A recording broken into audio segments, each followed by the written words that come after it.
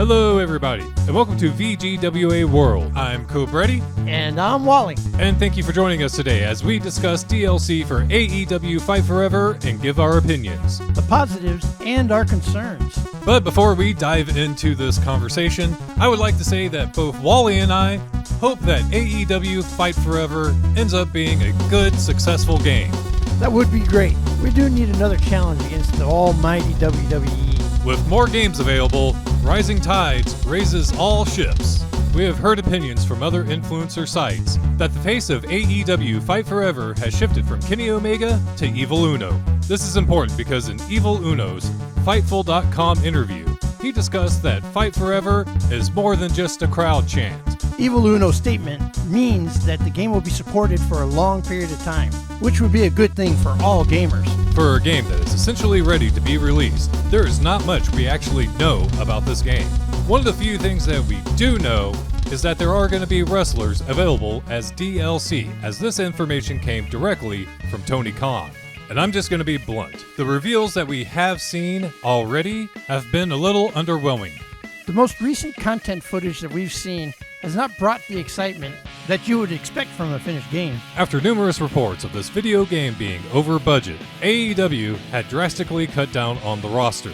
With only 50 wrestlers available at launch, it seems like they're going to be relying on DLC to make up for production costs. I could see there's a costly season pass. Honestly, this gives me mixed feelings about this game. You know, this is a good topic that both of us agree about. I have concerns as well. What is the meaning of the DLC, and what is this game supposed to be evolving as time goes on? What are those terms? But I will not be a downer. I will say that 50 wrestlers is a good amount of wrestlers for the game whenever it gets released. So being the jerk Wally that I am, I'm going to say that 50 wrestlers aren't enough for a $70 video game in today's times. When you're paying $70 and then you're adding another DLC which puts you over $100 just to get 50 more wrestlers, I think that's painful for the common consumer.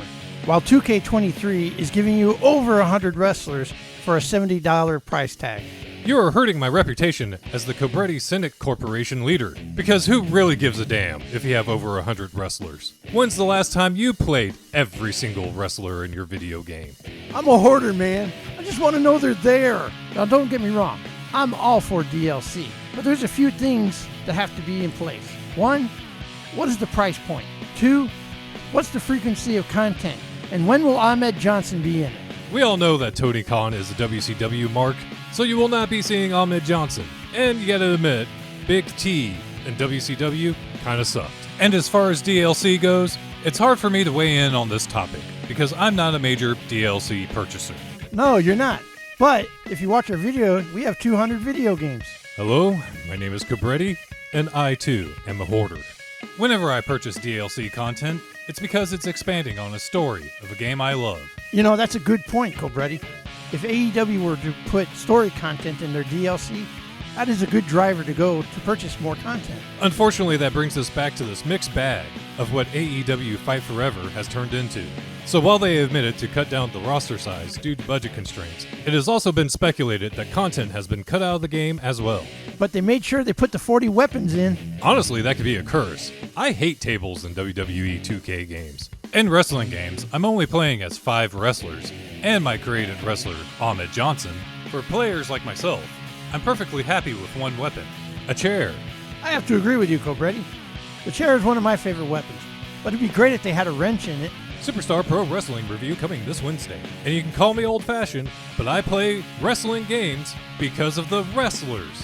That is one thing I do agree with Jim Cornette and you, Cobretti, is I want a wrestling game. So while there has been speculation of canceled content that we're going to end up paying for as DLC, why not rely on content provided by the video game wrestling community? Because of money, money, money, money, money. As seen in Fire Pro World, creator content, when done right, can surpass developer content. This is true of 2K as well. Have you seen the WrestleMania arenas that creators have made? It's insane. So what do you, our viewers, think? Do you think it's better to pay for DLC or utilizing creator content? Let us know in the comments below, or participate in our current poll. Unfortunately, I don't think the game will allow creators to upload their content. But with the ever-changing AEW roster, this could lead to continual DLC.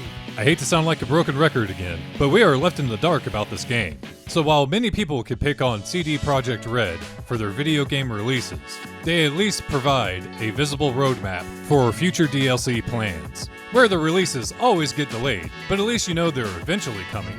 Knowing that there's going to be multiple DLCs, does this change the basic genre of the game from sports to another type of service, such as games of service like MMOs and shooter looters? That could lead this game into dangerous territory. Game development companies have tried to take some of my favorite titles and tried to reimagine these games as to whatever popular fad is going on at the time.